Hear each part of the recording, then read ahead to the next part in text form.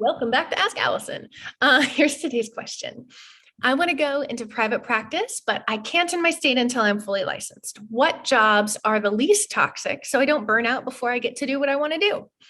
First, I want to thank Therapy Notes for sponsoring Ask Allison. If you're looking for an all-in-one practice management system, you need to check out Therapy Notes. It's top rated on Trustpilot. It does all the back-end pieces that a private practice requires. You can schedule, bill, charge, do your notes, send reminders, do your online video sessions, store your intake paperwork, all of it, all in one system.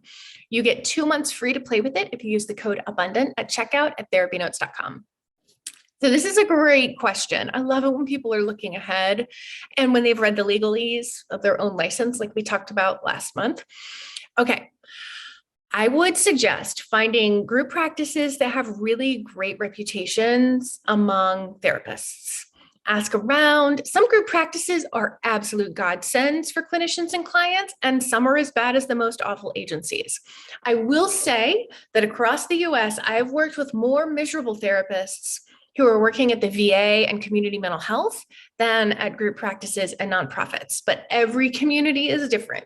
So this is a great opportunity to start networking and developing relationships with therapists in private practice. Even if it's years before you go into your own practice, you can learn about the places that they worked prior to private practice. You can get to know one another.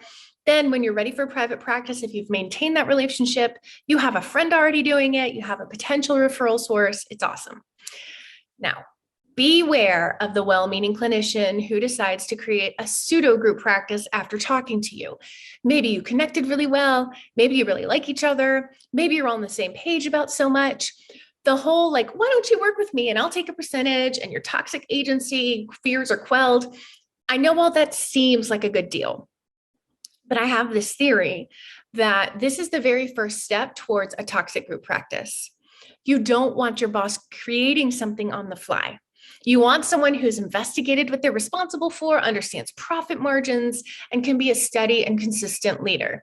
The people who do this on the fly are often the ones who end up decreasing the percentage they give you because they overshot and didn't do any research, or they end up shutting down. They're the ones that come off as money hungry because they're sometimes bringing home less money after they hire you, and they don't understand why.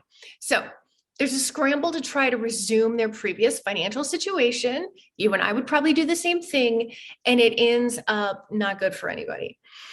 You may be about to enter this, you may be about to enter this kind of like a situation if it's a handshake deal instead of something that's in writing in an offer letter or contract. And these folks almost always mean well. I want to underscore that.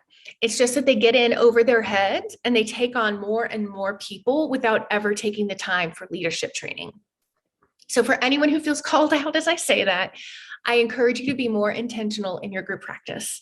The things you don't know that you don't know are often the things that jeopardize your business and make your staff look for other opportunities. I don't get paid or perked to recommend the group practice exchange, but if you're considering a group practice, you should absolutely join their membership called the Exchange. I'll link to that for you. Totally got off on a tangent. So ultimately, I think networking is the gift that's going to keep on giving for both finding a great place to work now and then later building your practice.